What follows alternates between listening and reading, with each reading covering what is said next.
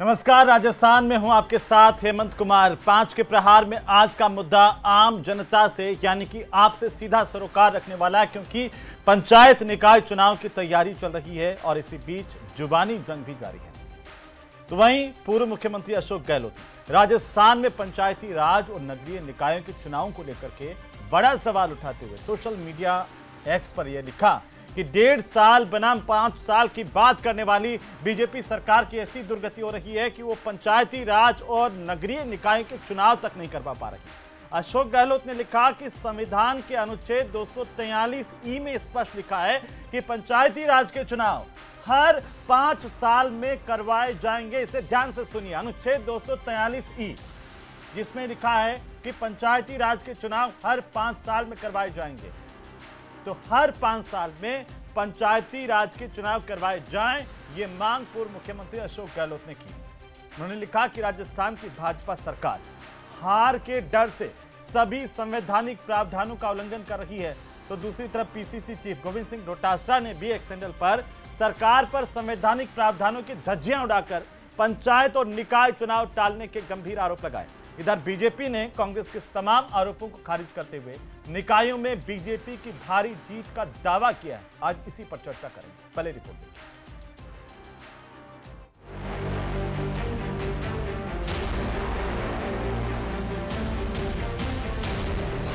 पंचायत और निकायों के चुनाव को लेकर जुबानी जंग। वो चुनाव कराने वाली ये संस्था कह रही है कि बार बार बहाने बना रहे हैं, चुनाव नहीं करा रहे हैं। तो अब तो स्पष्ट हो गया, इसमें कहने की बात नहीं। जनता इस विकास को स्वीकार कर चुकी है और सरकार के साथ जनता हमेशा खड़ी है। अशोक गहलोत का आरोप, निकायों के चुनाव नहीं करवा पा रही भाजपा।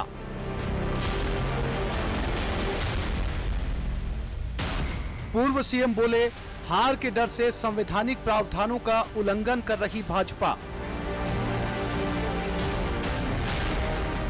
पंचायत निकाय चुनाव के लिए कांग्रेस करेगी आंदोलन।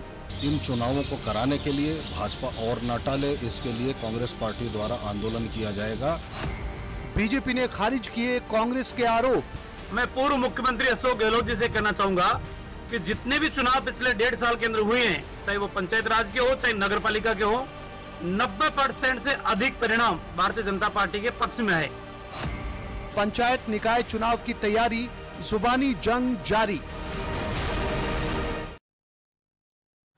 तो पंचायत निकाय चुनाव को लेकर के लगातार आरोप प्रत्यारोपों का सिलसिला जारी है। कांग्रेस कह रही है कि संविधान की धज्जियां बीजेपी की सरकार उड़ा रही है, समय पर पंचायती राज चुनाव नहीं करवा करके।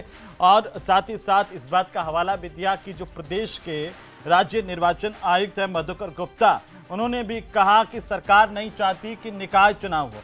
हमारे साथ खास मेहमान जुड़ चुके हैं। सबसे पहले मैं आपका परिचय करवा दूं। हमारे साथ में इस वक्त सुरेश गर्ग हैं, भारतीय जनता पार्टी के प्रवक्ता। संदीप कलवानिया हमारे साथ हैं, कांग्रेस पार्टी के प्रवक्ता। आशुतोष रावत हमारे साथ हैं, वरिष्ठ पत्रकार के तौर पर। कुछ ही देर में राजीव जैन साहब भी हमारे साथ जुड़ जाएंगे। तब तक आप सभी का बहुत स्वागत है। और सबसे पहले आशुतोष जी, एक सवाल आपसे और उसके बाद में जो पॉलिटिकल टिप्पणियां हैं प्रवक्ताओं की, उन पर जाएंगे। जो आरोप कांग्रेस पार्टी लगा रही है कि प्रदेश की सरकार चुनाव नहीं करवाना चाहती, हवाला दे रही है कि जो प्रदेश के राज्य निर्वाचन आयुक्त है मधुकर गुप्ता, उन्होंने भी कहा है। कैसे इसे देखा जाए? क्या एक शुद्ध राजनीति हो रही है या वाकई इसमें कुछ सच्चाई नजर आ रही है? देखिए हेमंत जी, जो अशोक गहलोत जी का बयान है वह एक राजनीतिक बयान है, क्योंकि वह प्रदेश के पूर्व मुख्यमंत्री रहे हैं, कांग्रेस के एक बड़े नेता हैं। ऐसे में सरकार को घेरने का कोई मौका अशोक गहलोत साहब नहीं छोड़ना चाहते हैं, इसलिए यह बयान उनकी तरफ से दिया गया है। हालांकि वास्तविकता इसके बहुत उलट है, यह उनको भी साफ नजर आता है। जून के महीने में कुछ बाई इलेक्शंस हुए, उनके परिणाम जो आए, उनसे परिणाम से लगभग दोनों राजनीतिक दलों को यह आभास हो गया है कि धरातल पर स्थिति क्या है। लेकिन असलियत में अगर हम निकाय चुनावों के स्थगन की प्रक्रिया को देखें तो तमाम कोर्ट के आदेश से लेकर सरकारी व्यवस्थाओं को लेकर के तमाम सवाल खड़े किए जा सकते हैं, लेकिन सरकारें अपने तरीके से काम करती हैं, एक सिस्टम को फॉलो करती हैं। इसलिए आपको इस बात को स्वीकार करना पड़ेगा कि भारतीय जनता पार्टी का जो चुनावी मुद्दा था कि एक देश एक चुनाव, उसको राज्य में लागू, एक राज्य एक चुनाव और कम से कम पंचायत चुनाव के साथ चुनाव एक साथ कराने की वजह से भारतीय जनता पार्टी जिस तरह की चीजें चाह रही थी उसको करने के लिए समय चाहिए और संवैधानिक तौर पर उस समय को लेने की तमाम कोशिशें कर रही है, चाहे वो परिसीमन के आप ये कहना चाह रहे हैं आशुतोष जी कि संविधान का अनुच्छेद 243 जिसमें उल्लेख नहीं है कि 5 साल में चुनाव होने चाहिए, क्या जो राज्य निर्वाचन आयुक्त है मधुकर गुप्ता वो जो कह रहे हैं उनके बयान को भी पॉलिटिकल तौर पर देखा जाना चाहिए? बिल्कुल, इसीलिए मैंने शब्द यूज किया कि भारतीय जनता पार्टी संवैधानिक तौर पर समय लेने की तमाम प्रक्रियाओं का पालन कर रही है, क्योंकि सीमन के नाम पर सरकार समय ले सकती थी, उसके नाम पर समय लिया गया, और अब ऐसे में राज्य पिछड़ा वर्ग आयोग की स्थापना करके सरकार उसकी अनुशंसाओं के नाम पर भी कुछ महीने का समय और ले सकती है। ऐसे में सरकार अपनी इच्छाओं को लागू करने के लिए, सरकार अपनी रणनीति को लागू करने के लिए जो भी कानूनी और संवैधानिक व्यवस्थाएं हैं उनको उठाने की कोशिश कर रही है, लेकिन निश्चित तौर पर चुनाव देरी हो रही है, उस पर भारतीय जनता पार्टी। हमारे साथ राजीव जैन साहब भी जुड़ चुके हैं राजनीतिक विश्लेषक के तौर पर। राजीव जैन साहब, आपका भी बहुत स्वागत है। कांग्रेस आरोप लगा रही है बीजेपी पर कि निकाय के पंचायतों के चुनाव नहीं करवा रही है सरकार, एक तो अपनी हार से डर रही है और दूसरी संविधान की धज्जियां उड़ा रही है। इसे कैसे देखें जैन साहब? देखिए हेमंत, ये बात तो लोकतंत्र में निश्चित है कि जो चुनाव की प्रक्रिया है वो 5 साल में पूरी होनी चाहिए, लेकिन जब से सरकार बनी है इन्होंने पंचायतों के या निकायों के परिसीमन की जो एक गतिविधि चलाई उसको लेके कुछ समय दे लिया, वो अलग बात है। लेकिन ये भी तय बात है कि ये चुनाव तो समय पे होने ही चाहिए। जब सरकार को बने 1.5 साल हो गया, 1.5 साल में ये सारी व्यवस्थाएं सरकार कर सकती थी, लेकिन कोई बात नहीं, जब आगे चल रहा है। लेकिन अब कम से कम नवंबर दिसंबर में चुनाव करा लेना चाहिए। सरकार ये कहती है एक राज्य एक चुनाव की बात, लेकिन जबकि जो निकाय मंत्री हैं जो जावर सिंह खन्ना वो कह चुके हैं कि ये चुनाव एक राज्य एक साथ तो संभव नहीं है, लेकिन गैप तो लगेगा, इसमें 10-15 दिन का गैप तो कहीं ना कहीं आएगा। जिस तरीके की पंचायत राज की प्रणाली है या व्यवस्थाएं हैं उसमें गैप लगेगा। अभी हाल ही में जो राज्य चुनाव आयुक्त है मधुकर गुप्ता, उन्होंने अंदेशा भी जाहिर किया कि सरकार को चुनाव कराने चाहिए। ये बात तय है, जो लोकतंत्र में विश्वास रखता है वो चुनाव की बात करेगा। अभी हाल ही में पंचायत राज के उपचुनाव हुए, उसमें भाजपा एक अच्छे मार्जिन से जीती, अच्छी सीटें जीती, लेकिन ये भाजपा की मतलब उसमें भी नहीं होनी चाहिए, क्योंकि पिछले 10-20 सालों का जो इतिहास हम उठा के देखें, जो पंचायत राज के उपचुनाव हुए हैं उसमें सत्ताधारी दल ही जीता आता है। लेकिन चलो भाजपा ये मानती है कि उसकी मजबूत स्थिति है तो उसको चुनाव से नहीं घबराना चाहिए, लेकिन अब किसी न किसी मतलब जो भी प्रक्रियाएं हैं, प्रक्रियाओं को हवाला देते हुए चुनाव जो चल रहे हैं वो लोकतंत्र में सही नहीं कहा जा सकता, क्योंकि हमारे लोकतंत्र की सबसे निचला पायदान जो है वो निकाय और पंचायत राज है। उनके जब तक चुनाव नहीं होंगे, वो मजबूत नहीं होगी, तो भाजपा सरकार साहब इसके दो पहलू हैं। एक तो सरपंचों का जिनका कार्यकाल पूरा हो गया, उन देखिए सरपंचों में तो किसी की पार्टी होती नहीं है ऐसा माना जाता है, लेकिन पॉलिटिकल पार्टीज मानती है कि सरपंच जो है राजनीति से प्रभावित होते हैं, किसी न किसी दल की विचारधारा से प्रभावित होते हैं। लेकिन जब उनका कार्यकाल पूरा हुआ तो सरकार ने बिना किसी भेदभाव के उन्हीं को प्रशासक लगाया। चाहती तो वहां पर प्रशासक के तौर पर जो है वो दूसरे को भी नियुक्त किया जा सकता था। नहीं, बिल्कुल सही कह रहे हैं आप हेमंत, ये तो भाजपा के हित में भी होगा यदि वो चुनाव कराती है तो निश्चित उसमें तो कांग्रेस की विचारधारा वाले सरपंच भी हैं जिनको प्रशासक बना करके उनको काम करने का मौका दिया जा रहा है। इसमें तो कोई राजनीतिक भेदभाव नजर नहीं आ रहा है।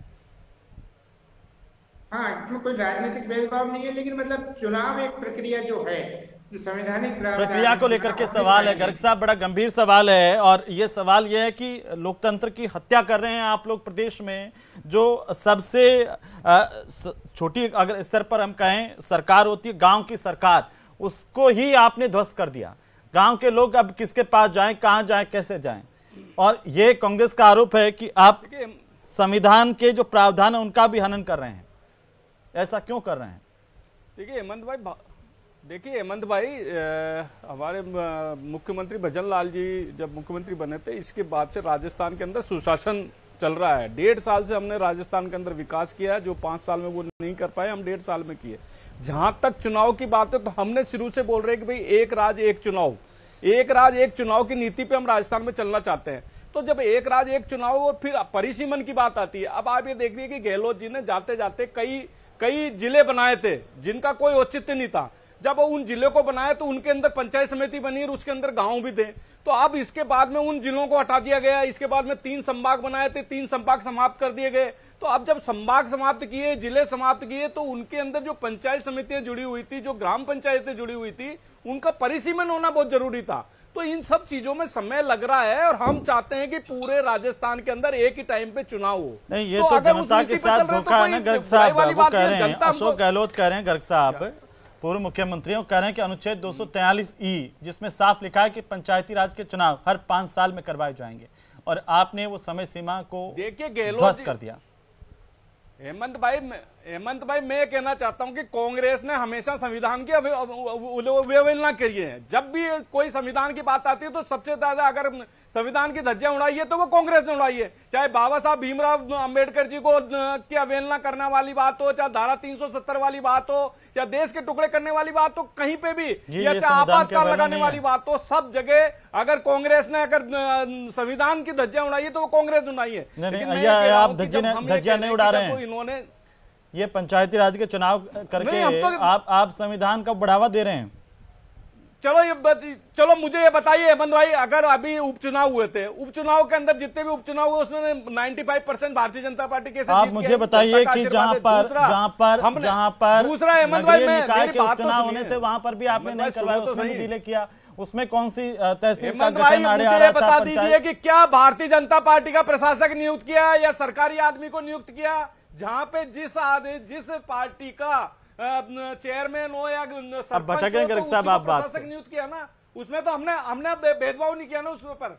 अगर हमने उसको एक्सटेंशन दिया तो वो नहीं किया, वो तो मैंने आपको पहले ही जिक्र कर दिया कि आपने ये नहीं किया। आप तो उसी बात पर आ रहे हो। मैं तो कह रहा हूँ राज्य निर्वाचन आयुक्त है मधुकर गुप्ता जी, उन्होंने कहा है कि सरकार नहीं चाहती कि निकाय के चुनाव हो, जानबूझकर चुनाव प्रक्रिया में अड़चन डाली जा रही है। ये राज्य निर्वाचन आयुक्त है सर। सरकार चाहती है एक राज्य एक चुनाव हो, सरकार ये चाहती है एक राज्य एक चुनाव हो, जो एक्सपेंडिचर राज्य निर्वाचन आयुक्त ये क्यों कह रहे हैं? फिर उस समस्या को खत्म करना चाहते हैं हम।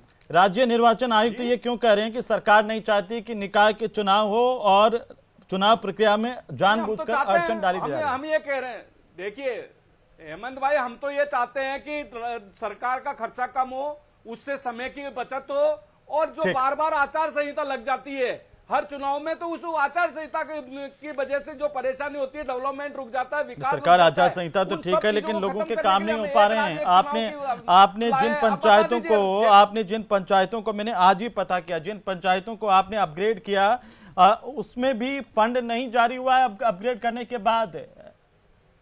वो भी बैठे हुए हैं, इंतजार कर रहे हैं आप करें सुशासन है। प्रदेश में जगह जगह सड़कों पर गड्ढे हैं, बारिश में लोग गिर रहे हैं, परेशान हैं, हालात खराब है।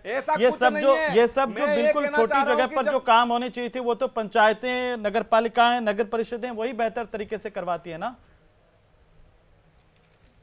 तो हमने तो प्रशासक नियुक्त किया। कौन प्रशासक नियुक्त हुआ? जो सरपंच है, जो एग्जिस्टिंग सरपंच। मैंने बता दिया, लेकिन आपने मेरे सवाल का जवाब नहीं दिया। संदीप कलवानिया जी, अब मैं आ रहा हूँ। गर्ग साहब आ रहा हूँ, गर्ग साहब आ रहा हूँ सर।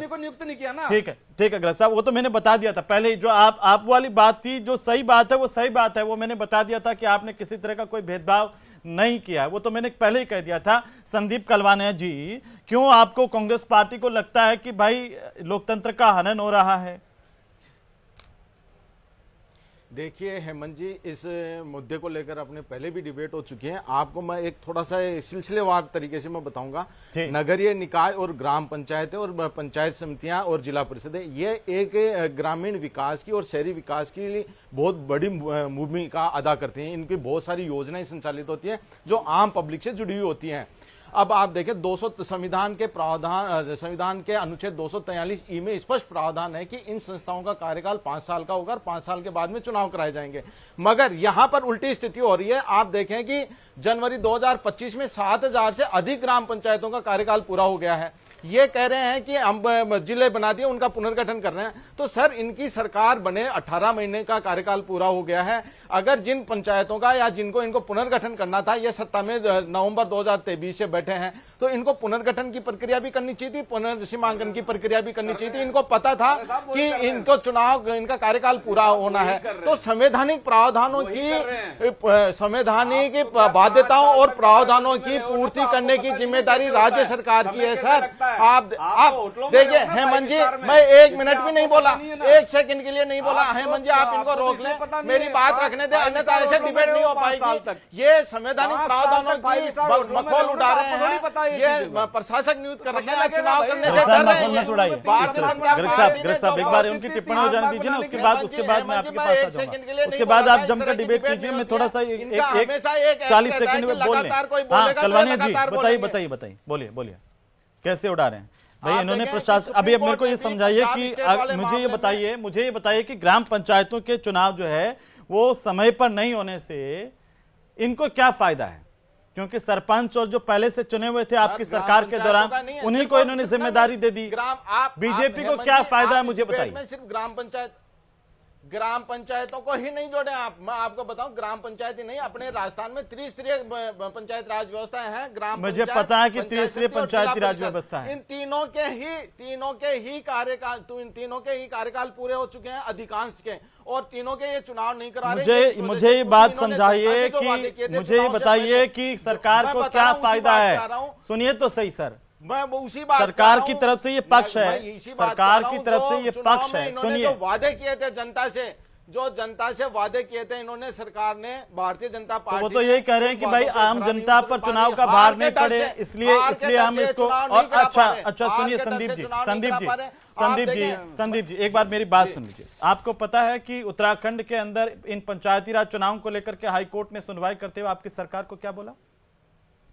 क्यों विवाद हो रहा है उत्तराखंड में? वो उस टाइम पता है, उत्तराखंड की बात अलग है, आप राजस्थान की बात कीजिए। जहां आप दूसरी जगह वहां पर आप संविधान का आनंद करेंगे, और आप जहां पर आप विपक्ष में वहां पर आप सरकार पर आप दोगली नीति क्यों है भाई? मध्य प्रदेश में इन्होंने ये किया, दोगली नीति क्यों है? मैं पूछ रहा हूँ दोगली नीति क्यों है कांग्रेस पार्टी की? जवाब दीजिए ना। सुनिए ना, नहीं है तो मुझे बताइए। सुनिए, सब बातें छोड़ दीजिए। मामला सुप्रीम कोर्ट में गया, सुप्रीम कोर्ट उत्तराखंड में पंचायती राज चुनाव क्यों विवादों में? बताइए मुझे, बताइए।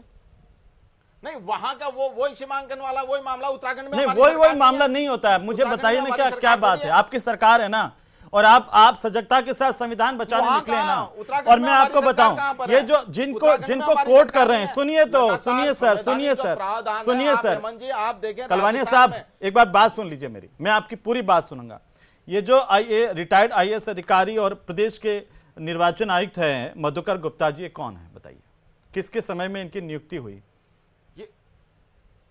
किनके समय में सर? ये तो संवैधानिक संस्थाओं के मुखिया, संवैधानिक संस्थाओं पर तो आप सब पर पक्षपात के आरोप लगाते हैं। यहाँ पर आपके हक में कोई, आपके पक्ष में कोई बोल दे तो संवैधानिक संस्था है, आपके खिलाफ बोल देते तो आप कहते हैं कि ये तो सरकार इनको दबा रही है इसलिए ऐसा कर रहे हैं। संवैधानिक संस्थाओं को आपने कितनी बार संवैधानिक संस्थाओं को टारगेट किया? आपको चुनाव आयोग पर भरोसा है?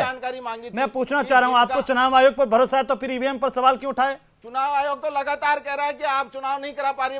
अरे आपको तो भरोसा ही नहीं है, किसी न किसी अड़ंगे लगा। मैं कह रहा हूं लगातार कहने वाले मधुकर गुप्ता जी का किस कार्यकाल में उनकी नियुक्ति हुई बताइए जरा, किसने की थी रिटायरमेंट के बाद? मतलब नहीं है सर, आप नियुक्ति को लेकर क्या है? ये तो लोग, मैं आशुतोष जी एक टिप्पणी चाहता हूं आपसे। आशुतोष जी, ये डबल स्टैंडर्ड वाली राजनीति क्या है सर? आशुतोष जी, मैं आ रहा हूं, आप एक सवाल का जवाब नहीं दे पाए मेरे, जानकारी मांगी है, एक सवाल का जवाब नहीं दे पाए। संदीप जी, मैं आपकी बात बहुत ध्यान से सुन रहा हूँ, मेरे 2 सवाल हैं। कौन से सवाल का जवाब नहीं दिया? हाँ सुन लीजिए, मैं बता रहा हूँ कौन से सवाल का जवाब नहीं दिया। मैं पूछना चाह रहा हूं, आप राजस्थान में पंचायती राज चुनाव को लेकर के संविधान की धज्जियां उड़ाने के आरोप लगा रहे हैं। उत्तराखंड के अंदर कोर्ट में मामला क्यों है बताइए जरा, प्रदेश की जनता को पता चले ना आपका। नहीं, उत्तराखंड वाला मामला अलग है। आप देखिए, अरे क्या मामला है वो बताइए ना हमें। बात करते करते उत्तराखंड में चले गए आप। क्यों सवाल उठ रहे हैं आपकी सरकार पर? उत्तराखंड में कहा क्यों सवाल उठ रहे हैं बताइए? उत्तराखंड में इनकी सरकार है सर। आप हेमंत जी, आप अपडेट हो जाइए, इनकी सरकार है उत्तराखंड में, हमारी सरकार थोड़ी है। किसकी सरकार है? हेमंत जी पहले क्रॉस चेक कर लीजिए उत्तराखंड में। अरे मैं आपकी सरकार थी तब क्यों मामला कोर्ट में था? तब क्यों सवाल उठे थे? जो परिसीमन का जो मामला था उस समय हमारी सरकार तो उत्तराखंड में कब थी? पिछले 10 और मैं कह रहा हूं आपकी सरकार के समय में पंचायती राज को लेकर के सवाल क्यों उठ रहे थे? मैं कह रहा हूं, सुनिए मेरी बात सुनिए, डिबेट का जो इश्यू है, आप मेरी बात सुनिए ना। उस मामले की आप बात करें, लगातार ये चुनाव टालते जा रहे हैं, चाहे परिसीमन का मामला हो। अभी ये परिसीमन का आप देखें, 22 मई 2025 को अनुमोदन करना था इनको सभी पंचायत राज संस्थाओं का, नगरीय निकाय का जो पुनर्गठन किया है इन्होंने, ठीक है, उनका 22 मई। मेरे को आपने बताया नहीं भाई, आपकी सरकार जहां पे थी तब आप पे क्यों सवाल उठे पंचायती राज को लेकर के? क्यों सवाल उठे?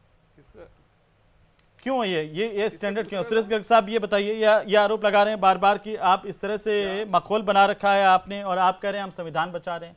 ये कैसा संविधान है? तो मैंने बताया ना, देखिए हेमंत भाई, भारतीय जनता पार्टी और हमारी सरकार तो कभी मखौल उड़ाती नहीं है। हम तो देखिए कि जनता की सेवा के लिए बने हुए हैं और आप देख रहे हैं कि जब भी चुनाव जनता की सेवा के लिए गर्ग साहब बने हुए हैं तो चुनाव क्यों नहीं करवा रहे इतने लंबे टाइम से? हम तो विकास के मुद्दे पे जनता के बीच में जाते हैं ना। हम ये कह रहे हैं कि अशोक गहलोत जी ने जाते हुए कितने जिले बनाए थे, उनकी जरूरत क्या थी? उन जिलों को बनाने की वजह से परिसीमन में क्या आवश्यकता पड़ गई थी? कौन सी ग्राम पंचायत, कौन सी पंचायत समिति, कौन सी वो किस जिले के अंदर आएगी? तो उन सब चीजों को परिसीमन करना भी जरूरी था। आपने 3 संभाग बनाए तो उन संभाग के अंदर कौन कौन से जिले शामिल होंगे? उन जिले को तो उन सब चीजों से भैया परिसीमन का तो फिर भी अरे तो भैया संभाग पर क्यों नहीं आएगा? संभाग भी आएंगे, जिले भी आएंगे और ग्राम पंचायत भी आएगी, सब चीजें आएगी। तो जब हमने उन 50 जिलों को छोड़ के 41 जिले बनाए तो अब उसके परिसीमन तो होगा ना। मैं आपसे सुनिए ना सर, हम एक राज्य एक चुनाव चाहते हैं। आपको ये कह रहे हैं कि इनको तकलीफ क्यों होती है? फिर दूसरा हमने भेदभाव नहीं किया, हमने भेदभाव नहीं किया। जो जिसका सरपंच है उसको प्रशासक नियुक्त कर दिया। चुनाव होने हैं अक्टूबर 2025 में अपने जयपुर नगर निगम के चुनाव ने। आपने पहले ये बताओ कि जयपुर के 2 टुकड़े क्यों किए? अभी तो इन्होंने 2 टुकड़े क्यों किए? आपका मकसद क्या था 2 टुकड़े करने का? हेमंत भाई इनसे बता दीजिए, जयपुर के 2 टुकड़े करने का इनका मकसद क्या था? मकसद क्या था? ये बताइए ना, आपको सरकार में और कोई मकसद था क्या?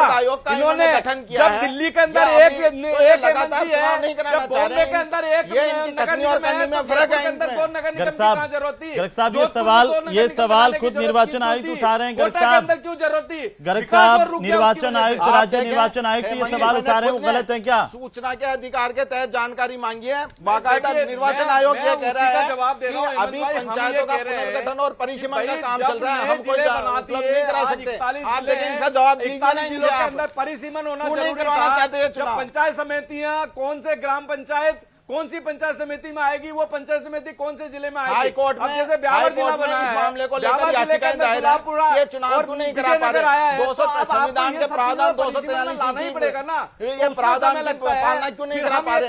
लगातार ये समय पे समझ लेते जा रहे हैं, हाई कोर्ट में जवाब नहीं दे रही है और इनका पुनर्गठन का काम देखिए आप, पुनर्गठन का बार-बार हाई कोर्ट ने रोक लगा रखी है। इस वजह से हम ये चाहते हैं कि एक राज्य एक चुनाव हुआ, उसमें कांग्रेस को तकलीफ क्या है?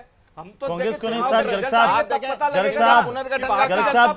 साहब राज्य निर्वाचन आयुक्त के लिए सवाल खड़े कर रहे हैं। अगस्त सितंबर तक राजीव जैन साहब देखिए, राजनीतिक आरोप प्रत्यारोप अलग हो सकते हैं, लेकिन अगर प्रदेश के निर्वाचन आयुक्त मधुकर गुप्ता ये सवाल उठा रहे हैं तो काफी गंभीर है। देखिए हेमंत, ये बड़ी गंभीर बात है। जो मुख्य चुनाव आयुक्त है राज्य के, वो यदि इस तरीके के सवाल उठाते हैं सरकार पर, तो सरकार को कहीं गंभीरता से सोचना चाहिए। जो भी प्रक्रियाएं हैं परिसीमन की या जो भी संभावनाएं वार्डों की, जो पुनर्गठन की, वो जल्दी से जल्दी पूरा करवाना चाहिए। और जब तक सरकार चुनाव के लिए स्पष्ट कोई चीज सामने नहीं लाती तो उसको इन आरोपों से को झेलना ही पड़ेगा विपक्ष के कि हार के डर की वजह से सरकार चुनाव से भाग रही है। तो उन सब चीजों को दूर करने। दूसरी तरफ मैं आपको हेमंत बताऊं, भाजपा के भी कई कार्यकर्ता जो स्थानीय स्तर पे काम करते हैं, वो इन चुनावों का बेसब्री से इंतजार कर रहे हैं, क्योंकि नई सरकार के बाद उनकी भूमिका भी कहीं ना कहीं बढ़ेगी। नए लोग चुनाव में आएंगे तो भाजपा के जो कार्यकर्ता हैं उनका भी कहीं ना कहीं अंदर से दबाव चल रहा है। लेकिन राजीव जैन साहब, मैं उनसे भी वो जानना चाह रहा था, वो उसको बदलाव में ले गए। मैं कह रहा हूँ 2019 में ये आरोप पंचायती राज चुनाव को लेकर के कांग्रेस की सरकार पर उत्तराखंड में लगे। जब विपक्ष में होते हैं तब आपको लोकतंत्र याद आता है, सत्ता पक्ष में होते हैं तो आपका रवैया सबका अलग होता है। मैं बीजेपी कांग्रेस की बात नहीं कर रहा हूं सर।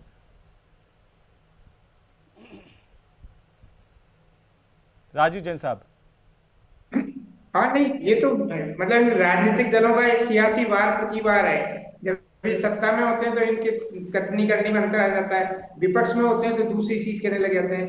विपक्ष में होते हैं तो आंदोलन की धमकी देते हैं, सरकार को कहते हैं कि भाई सरकार हार के डर की वजह से। जब सत्ता में आ जाते हैं तो उनका जो एक नजरिया है वो दूसरा हो जाता है कि किस रूप में ये काम करे।